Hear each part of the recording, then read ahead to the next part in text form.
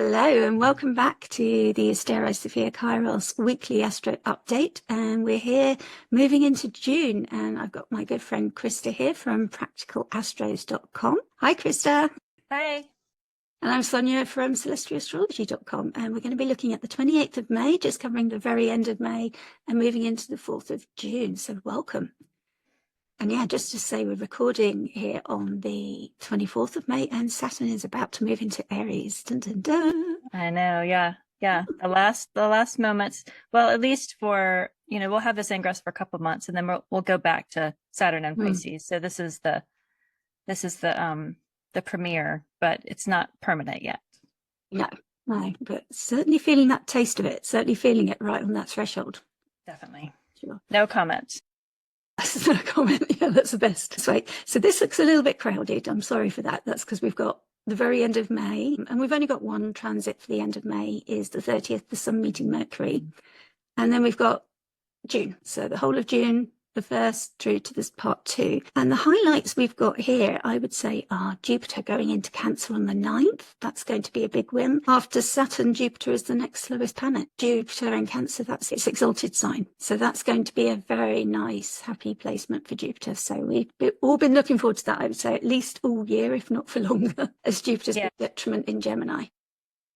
Yeah, going from detriment to exaltation really does change it. And then I like that the full moon immediately follows it. Just like, let's bask in this mutual reception of the moon and Jupiter for just a little bit, because you can see all of that stuff happening in June. There's just a lot of shift, a lot of pollination, is the way to look at it. All those little flowers being pollinated together as we're in this pollinator Gemini mutable season.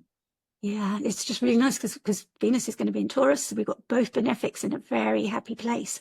And it just feels like, okay, we've had some difficult times and now it's just lighting up in time for the sun then going into Cancer. And that's the summer solstice. That's Letha, right? Is that how we say it? Letha. The summer solstice. So the longest day as well, which just seems to come super quick. So the sun goes into Aries. It really just isn't very long until we get to that. And then after that, we've got a little bit of heaviness when Jupiter and Saturn square from Cancer to Aries. So that just reminds us, have your summer party, but there's a little bit of heaviness there. Then the Cancer new moon. So that's going to be our June. I'll say my highlight is the sun meets Jupiter in Cancer right after the summer solstice. I like that. They can kind of bask in the sunshine and not care about the square. Back to Aries, Saturn. Yes. It is a little bit like just, whistling past the graveyard sort of a energy. I love when the sun meets up with any planet. I love a new moon.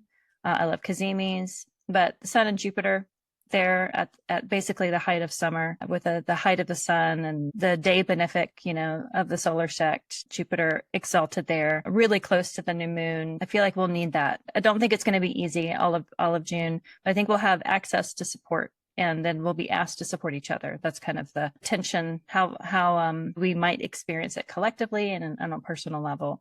There'll be lots of highs and lots of chance of lows. I won't say definite lows. We might see the abyss, but we don't have to jump down into it.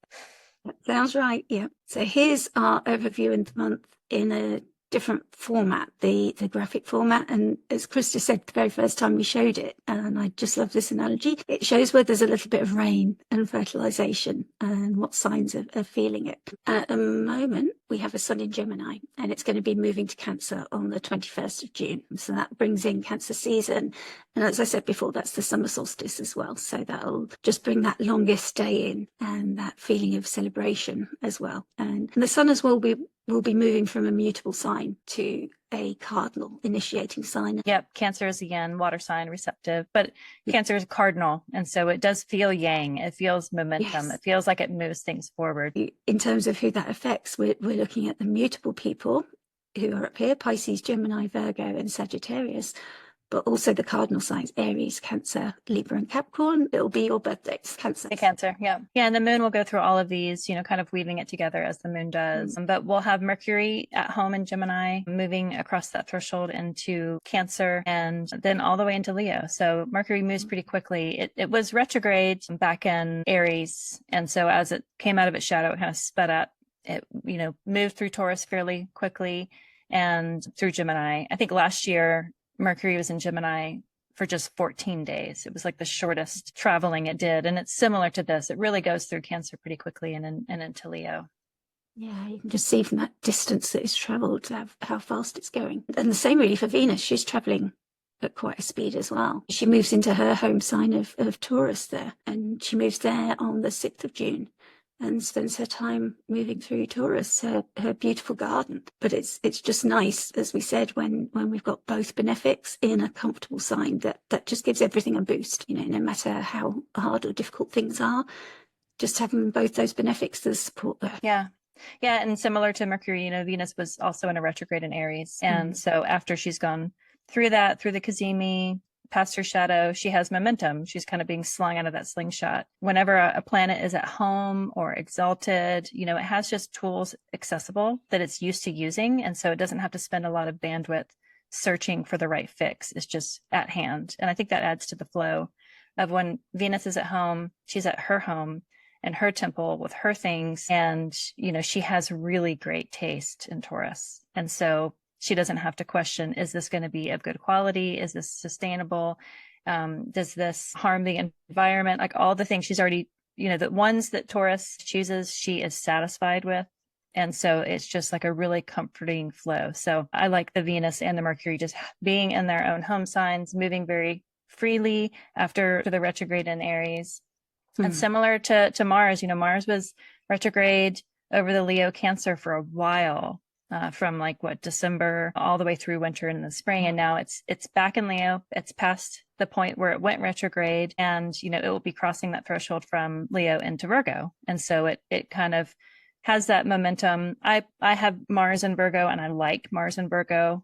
I know that it doesn't have a lot of just essential dignity there. You know, by triplicity, it would, being an earth sign and having Mars be of the night sect.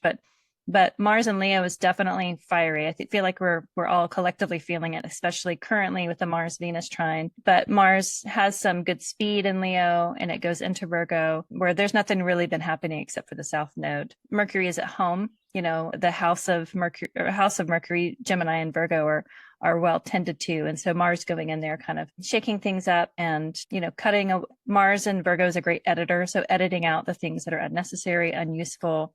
It can be a little cutting. It can be a little clip of the tongue, maybe a little self-righteous, argumentative, having that square between Mars and Mercury, but we're getting ahead of ourselves. Yeah, Jupiter forward in Gemini, just finishing up that time of it being in detriment, but it's there now with its host, Mercury. And that gives it a boost as well, where it's been struggling in detriment. I think just having Mercury there is just like, oh, okay. And the sun's there as well. It just feels a little bit more lifted than when it's been struggling. And then, of course, it's headed, it's got its eyes on the prize, on that exaltation in Cancer. So when it gets to the 9th of June, it's going to reach that Cancer point. And it's important to remember that Cancer is ruled by the moon. So the moon is going to be traveling the whole of the zodiac. So Jupiter's journey through Cancer can ebb and flow in the way that the moon does. It's going to travel through all those signs, and the moon has different dignities as it moves, and it has different experiences. It moves through these signs in 2.5 days. It travels really fast, and it has its ups and downs, and it moves through like the lunar stations as well. There's 28 of those as it travels. And they're all connecting with all the different stars, connecting with all the different planets, collecting everything up. Jupiter's going to be experiencing this as well and bringing that information to us. In Cancer here, it's all about our home comforts and protection and looking after ourselves. And Jupiter's going to be expanding all those feelings for us. So that's going to be a shift from Gemini, where it's been concerned about data and socializing and really expanding all that data that we don't want. You know, all the spam in my emails that we don't want, and just it being a chore to like get through the emails to find the one that you're actually looking for. That just feels like Jupiter in detriment in Gemini. So it's going to be a nice shift, I think. Yeah, shout out to all the Cancer risings to get Jupiter out of your 12th house and into the first. Like, yes, may your year be just more plentiful and less, more in your body and less in your head. So those cardinal signs will feel that. So that's Aries, Cancer, Libra, and Capricorn will all get that little boost of this dignified Jupiter. Yeah. Yeah. So Saturn is leaving Pisces for a little while, going into Aries, going into its fall, another cardinal sign. So when Saturn moves into Aries and Jupiter has moved into Cancer, they will be in that whole sign house square. It'll be exact, but just the house of Aries and the house of Cancer, by sign, they're cardinal. They're the same modality. And so they square each other, from Aries to Cancer. Aries kind of has the upper hand. It's called being on the 10th, right? It's casting the square to Cancer. So the demands of Saturn and Aries are being placed upon the Jupiter in Cancer there. But Jupiter is exalted in Cancer. So it has the multi-layered benefit of having things provided to it. And maybe it's not the things that it would choose, like Venus and Taurus, like has access to her own well-placed good taste. Mm-hmm. Jupiter in Cancer relies on the fact that people will come to its aid and bring gifts to it and bring tools to it and offer solutions that maybe it wouldn't have thought of on its own. So an exalted planet really is kind of being carried around by the goodwill of its allies. And so it being exalted versus Saturn, which is exalted in Libra, the opposite sign of Aries. So it's fallen in Aries. And so it really has to work hard to gain access to allies and its own tools. And it has a hard time expressing itself just naturally with its own flow. So it's complicated. It's not so straightforward. Yes, Jupiter in Cancer is, just objectively like a really nice placement for the year, because Jupiter takes about a year to go through each sign. But having that square from Saturn, it's going to be tricky, and it might be the square that disrupts the Jupiter in Cancer that causes the aid and support to come from Jupiter's allies. So it's not like when you're having an easy time and everything's flowing for you, people don't feel like you're in need, and so they don't help you out because you don't really need help. People come to your aid and they help you when something is happening to you or you're asking for it. And so I think that the Saturn in Aries is going to cause disruption or discord or harm or challenges. It will be threatening to some degree. And that threat will then prompt the support to come. That to me, it almost helps the exaltation of Jupiter there to have a reason to come fight for Cancer. So we'll get that first taste of it. Check swatch in a few hours of Saturn and Aries, at least. Really feel that building up. Uh-huh. Then we see Uranus here just edging closer to Gemini. It's in the last degrees of Taurus. And you can really feel it when planets reach those last degrees. It's not going to be until July that it moves. Yeah, we're not going to have it in June. Yeah, July the 7th it will move. So we're just seeing the last days of Uranus in Taurus, but of course it will retrograde back as well, like the others. But just interesting how when it moves, this sextile will come into place between the outer planets talking to each other. So I'm quite excited for that to happen. I've spoken about that before. And Pluto's been stationary at 3 degrees, hasn't it, for making its conversations with the other planets as they meet it. And Neptune is ready to greet Saturn when he enters Aries. Hello, old friend. Yeah. Yeah, they met in Pisces, but it's a totally different vibe here in fiery Aries. It's like the end of the zodiac there in that final place of Pisces and Jupiter's temple, and now they're going into Mars's hot place, the exaltation of the sun, as opposed to the home of Jupiter and the exaltation of Venus. And now it's the home of Mars and the exaltation of the sun. So it's a very hot, fiery place as opposed to this watery, dreamy, pleasant, benefic place. Yeah, the crossover point between Pisces and Aries, when I think about the merging of the significations of Neptune and Saturn, I think of a volcano erupting out of the ocean in the South Pacific.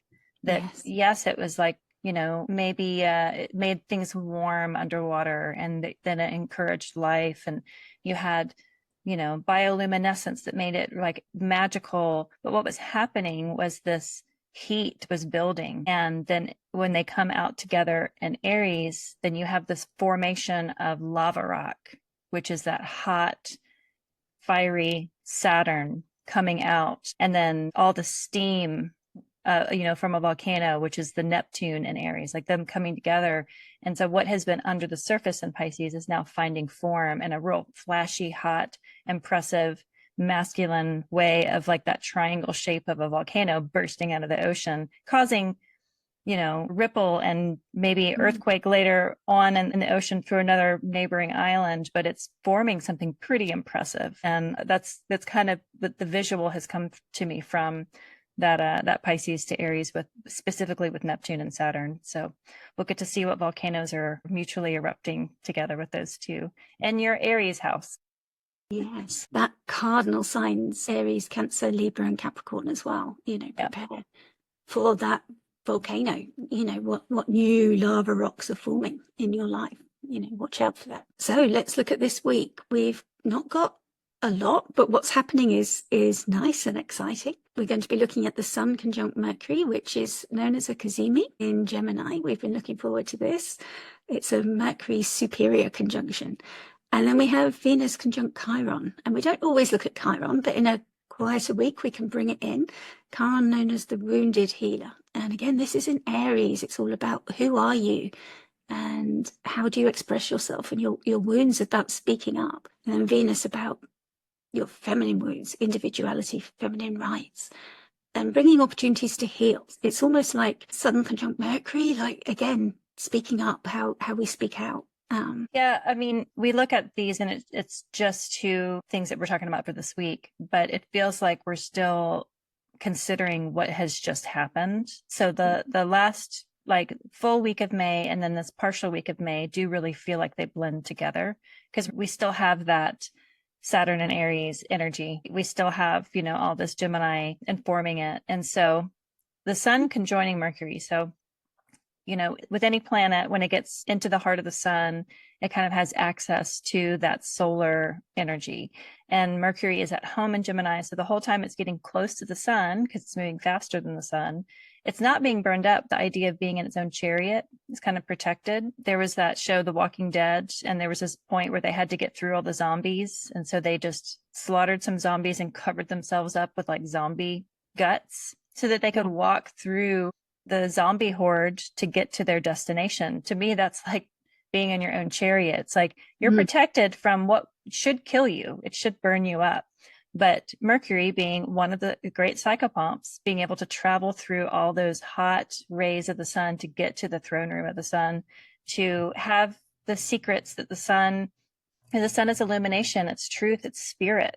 And to have access to what's in the middle of that while it's traveling through Gemini, it's so sweet. And how to use it practically is, look at your Gemini house and then, look at what meanings you would find from whatever house it's in, and sit in meditation like you would if you were in a holy place like the throne room of the sun, and see what truths you really need to be honest about, or what truths you want to be given to you. Because to me, that's like the best experience of a Cazimi, is being open to receiving whatever messages come through, especially Mercury Cazimi, because Mercury is the messenger, it's a communicator.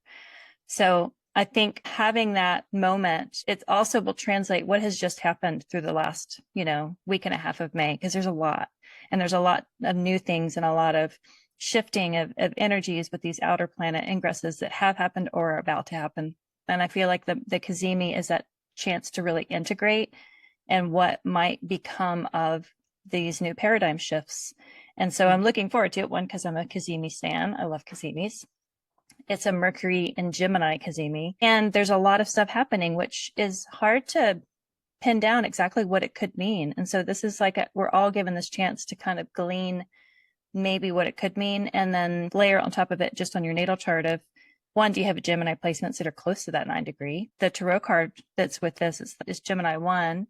It's the 8 of Swords, right? And so it's this person that's blindfolded and they are bound and they're walking away from a village. It's like there's a sense of exile. It's a sense of the birth of consciousness of I found something out that really changed the way I think about the community that I'm in or the village that I'm in. And I have to kind of go off and figure it out and discover it. And it won't be easy, but it's kind of necessary. It's necessary to break out of that cocoon and, form out of the chrysalis and be a butterfly, which is related to something that we were talking about before we even started recording. I didn't even think about that, but it's just it's a good bloom sort of moment. It really is. Should we look at the chart? Yeah.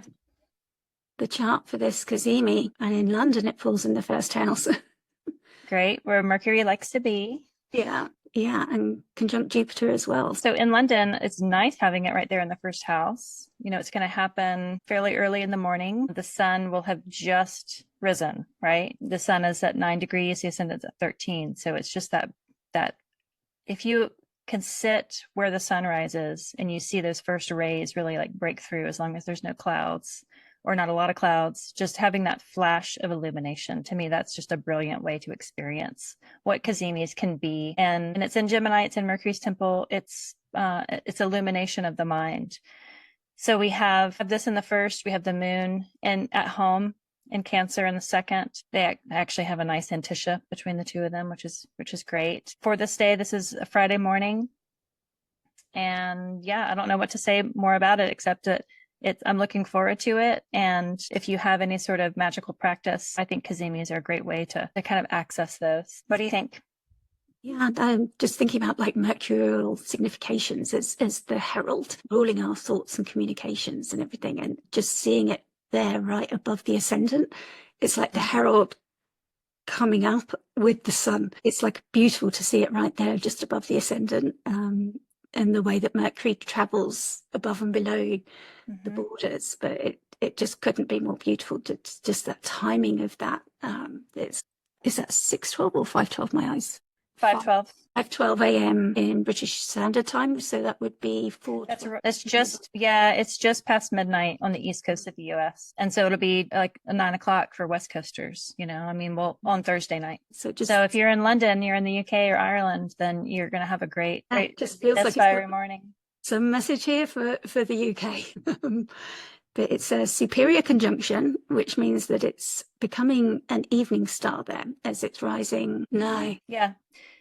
No, so as it goes through, and then it'll be ahead of the sun. And so like in a month's time, it will be in Cancer.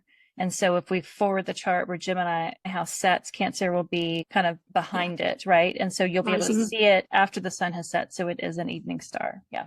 Yeah, that's it. So it's an evening star. And it's also Gary Caton, the sky astrologer. If you find him on social media, he teaches about the different phases of Mercury as it goes through transitions. And this brings it back into its trickster phase. And I just love that for Mercury Cazimi happening in Gemini, that brings it into this trickster phase. It just feels like a very mercurial signification for Mercury that he gets to be the trickster again. But that means for us, just be warned, because we've got Mercury going into Gemini, then we've got the Gemini full moon, and then we've got the Cazimi, a lot of Mercury things, and we've also got this Jupiter in Gemini as well, expanding it all. Just be careful, because not everything's going to be true. All this data and information that we're receiving, and all these communications and the socializing and everything, there may well be a trickster element to it. So it's like a little bit of a warning as well. When Mercury's in this trickster phase, is he goes through phases, and sometimes he's a psychopomp, sometimes he's a messenger, sometimes, different phases of what he's actually doing. Sometimes he is the herald, and sometimes he's a messenger, so sometimes you're just looking out for those messages. But when he's in trickster phase, you just... Like now? Yes. Yeah, he's literally saying, hi. Yeah. I mean, personally, I think Mercury is always slightly in a trickster phase, and slightly in a psychopomp phase, and slightly in a herald phase. I think that might be more clear, at different phases where he is in the sky. But the best thing about Mercury is that you can't pin it down. And the worst thing about Mercury is that you can't pin it down. Yes. Yeah. You just grow to love that and just work with it. I just like, hi, Mercury.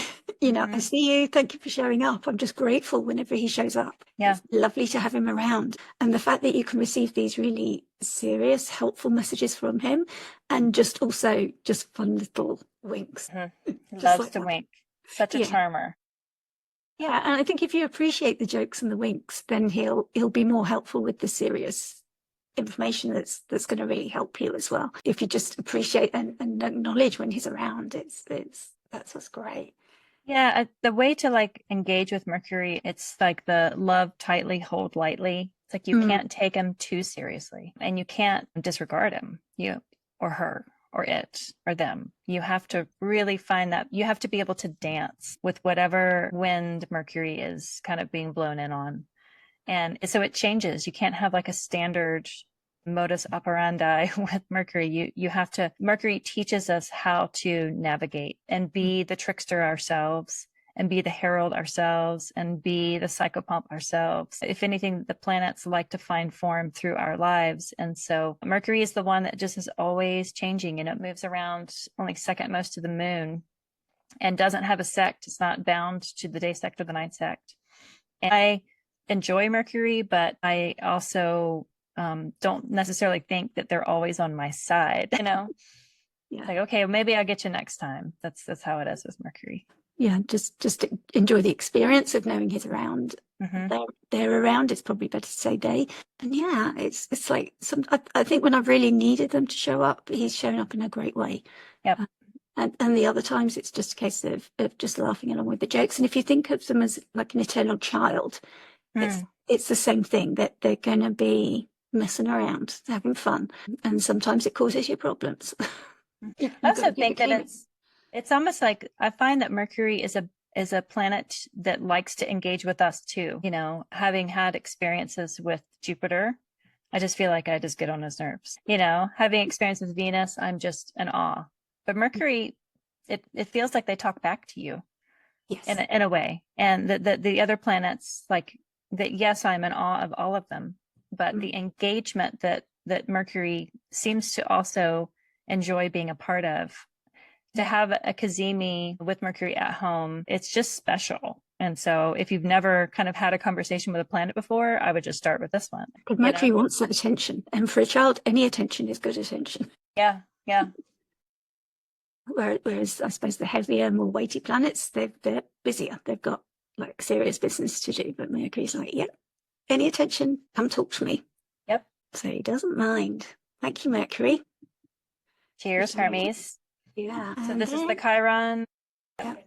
1st of June, we got Venus conjunct Chiron. And again, just later degrees, the last decan of Aries. And we think of the Venus significations of love and pleasure, peace, harmony, women, art, beauty. And the principle of Venus is attraction, bringing people together. She likes, whether it's in Libra, she's looking for justice and bringing people together, seeking justice and peace. Or if it's in Taurus, it's more the pleasure principle and seeking comfort. But here in Aries, she's uncomfortable. She's in her fall here. So, and this Chiron feels particularly difficult for her because she's, I feel like maybe seeking rights, feminine or women's rights, maybe seeking justice for that and finding how to speak out and how to address that maybe in Aries. Because in Aries, we're fighting for something and fighting for ourselves. Who are we? Learning who we are and how to speak up for ourselves. And that's very definitely what the Chiron wound is in Aries, is people who've maybe learn not to speak up for themselves or are having to learn how to speak up for themselves and maybe had their voices shut down and had difficulties. So he's known as the wounded healer. But what we often find is that when we're helping others, we realize that we needed to hear that, the wisdom or the comfort that we're sharing. Quite often if you're speaking and counseling a friend, you realize I needed to hear that too, whether you needed to hear it from somebody else when you were younger or whether it's something that actually I need to take that advice too. I need to take my own advice. And quite often that's a Chiron thing, that we actually reach out and help others, but we're helping from a place of our own pain and our own wounding and our own experiences of difficulty, but we don't always realize it. And it's how we offer help. So when these two come together, maybe how it shows up is a woman that's offering help to us or us offering help to the women in our lives. So certainly be aware of the women in your lives who may need help, and certainly don't be afraid of reaching out, and also don't be afraid of reaching out to the women in your lives if you need help, or speaking up for the women in your lives as well. That kind of feels like how that's signifying. But also we see that Uranus here is in Venus's domicile. They can't see each other. There's no sight. Uranus there has been shaking things up. And Uranus is at a new 28 degree. And every aspect that it's had that we've been talking about before has been at 27. But Uranus is now in new ground, shaking things up. Venus will soon be there. But it's bringing like maybe new insights, even though Venus can't see them yet. It's sort of preparing the ground, it feels like there's new things for Venus to work on. I don't know quite how I want to expressed that yet, but I feel like that whatever ground is being broken, that's going to be happening in the Taurus house, Venus's temple, maybe she won't realize it, and maybe we won't realize it until after she's moved into Taurus. yes, That it might be happening during this time, and the realization or the awareness, like right now we might have a blind spot to it, and having that disruption of whatever it may be in the Taurus house, it comes to realization later after she moves back into Taurus. Yeah, because she'll have like that whole sign aspect the whole time she's there. Yeah, I like this chart. We look at the moon and Mars up there in Leo and a trine to that Chiron Venus. And then we look at Jupiter in sextile to that Chiron Venus. And so we have, 2 fire houses of Leo and Aries, and then the air house of Gemini, all kind of in connection with each other. And so that's, the moon, Mars, Jupiter, Venus together, those are all talking to each other pretty specifically during this moment where Venus comes together with Chiron, kind of as the new focal point, that the communication, the speaking up, the defending of it a little bit, because the defensiveness with Mars likes to defend and be that martyr with the cause of injury to the feminine. But then Jupiter and Gemini really wanting to make things easier. Jupiter and Venus, tend to gather things together and want to make things work together. And so I could see it being maybe difficult, with Mars and the moon there really wanting to kind of bring justice with the Jupiter there as well.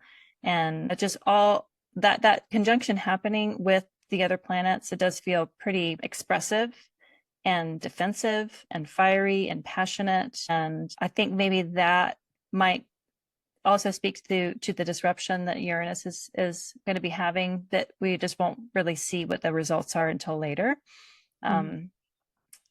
The best thing about fire is like that flaming sort of truth. It just kind of burns away all that is unnecessary. And for the fight for women in your life, whether it's yourself, which I think might be, like Aries is about the singular self and the expression of self. Venus's decan is this 25 degree, from basically 20 to 30, the last 10 degrees of Aries is Venus's decan. And so these are themes of Venus, of the individual, and the expression through the moon and through that Mercury ruled sign and Jupiter's placement there. It feels kind of like a bang to start June off with, and a bang of maybe like, how do we defend ourselves and our place in the world as women? And how do we support other women around us, and the ability to express the injuries that we collectively experience and individually experience because we are women. That's kind of how it sings to me. Yeah, it's going to be important. I've just realised, of course, that Uranus is squaring the moon there as well. So that's it'll be a pretty quick square. Thankfully, the moon moves pretty close, or pretty fast. but at that moment, at that moment they're talking, and the moon can represent women as well, but also our bodies, unfortunately. So yeah, maybe the moon's holding that information for Venus ready. So that's it for this week. And yeah, we need to think of a word. What's come for me is just allies, and just the symbol of the triangle. The triangle is like the most supportive structure. There's also the injury of triangulation, of like pitting one person against the other, and then it just like goes around and pinging around without anybody taking responsibility. So as we were talking, I was like, the symbol of a triangle, and like, how do you support without just getting into an eddy of enabling?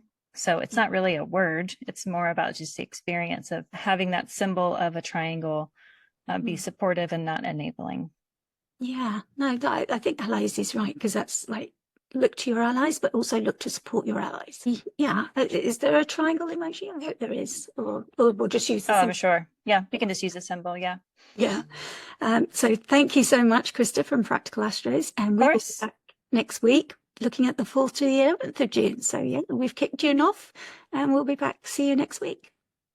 Bye. Thank you. Bye-bye.